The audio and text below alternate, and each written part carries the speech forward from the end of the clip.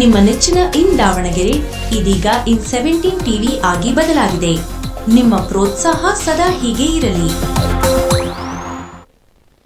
ರಾಜ್ಯ ಸರ್ಕಾರ ಕೂಡಲೇ ಮೆಕ್ಕೆಜೋಳ ಖರೀದಿ ಕೇಂದ್ರವನ್ನು ತೆರೆಯಬೇಕು ಅಂತ ರೈತ ಸಂಘದ ಅಧ್ಯಕ್ಷ ಹುಚ್ಚವ್ವನಹಳ್ಳಿ ಮಂಜುನಾಥ್ ಒತ್ತಾಯಿಸಿದರು.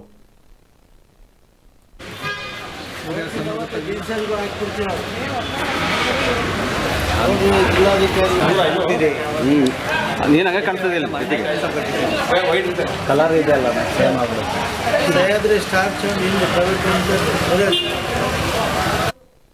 ಏನು ದಾವಣಗೆರೆ ಸೇರಿದಂತೆ ರಾಜ್ಯಾದ್ಯಂತ ಮೆಕ್ಕೆಜೋಳ ಖರೀದಿ ಕೇಂದ್ರವನ್ನು ತೆರೀಬೇಕು ಅಂತ ರೈತ ಸಂಘದ ಅಧ್ಯಕ್ಷ ಹುಚ್ಚವ್ವನಹಳ್ಳಿ ಮಂಜುನಾಥ್ ಒತ್ತಾಯಿಸಿದ್ದಾರೆ. ಯಾಕೆಂದರೆ ರೈತರಿಗೆ ಸರ್ಕಾರ ಕೇವಲ ಕಾಗೆ ಹಾರಿಸೋ ಕೆಲಸ ಮಾಡಿದೆ ಅಂತ ಹೇಳ್ಬೋದು.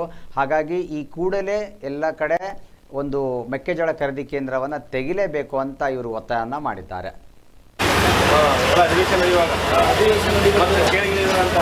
ಡಿಸೆಂಬರ್ 13, 2200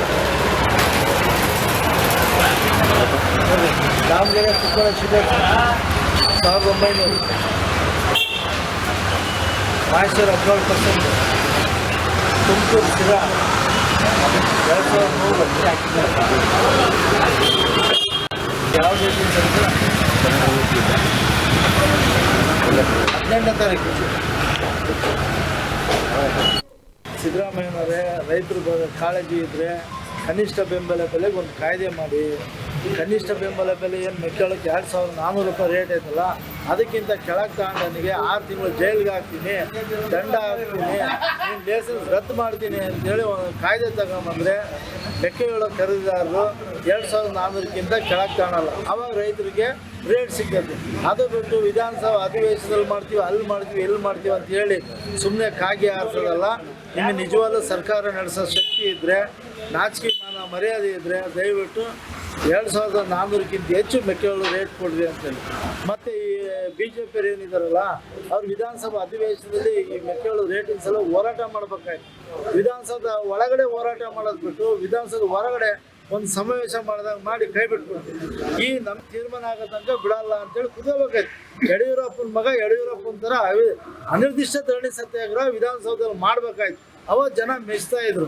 ವಿಧಾನಸೌಧ ಹೊರಗಡೆ ಬಂದು ಸಿದ್ದರಾಮಯ್ಯ ಬೈದ್ಬಿಟ್ರೆ ರೇಟ್ ಸಿಗ್ತದ? ಅದಕ್ಕೆ ಅಧಿವೇಶನ ಅಂತ ಮಹತ್ವ ಏನು ಸಮಸ್ಯೆಗಳ ಬಗೆಹರಿಯುವಂಥ ಜಾಗದಲ್ಲಿ ಬಿಟ್ಟು ಹೊರಗಡೆ ಹೋರಾಟ ಮಾಡೋದಕ್ಕೆ ಇವತ್ತು ನಮಗೆ ಬೀದಿಗೆ ಬರೋಂಥ ಪರಿಸ್ಥಿತಿ. ಜನವರಿ 26 ನಂತರ ಮತ್ತೊಮ್ಮೆ ಮೆಕ್ಕೆಜೋಳ ಹೋರಾಟ ಇಡೀ ರಾಜ್ಯಾದ್ಯಂತ ರೈತ ಸಂಘರು ಮಾಡ್ತೀವಿ ಅಂತೇಳಿ ಎಚ್ಚರಿಕೆಯನ್ನು ಕೊಡ್ತಾ ಇದ್ದೀವಿ.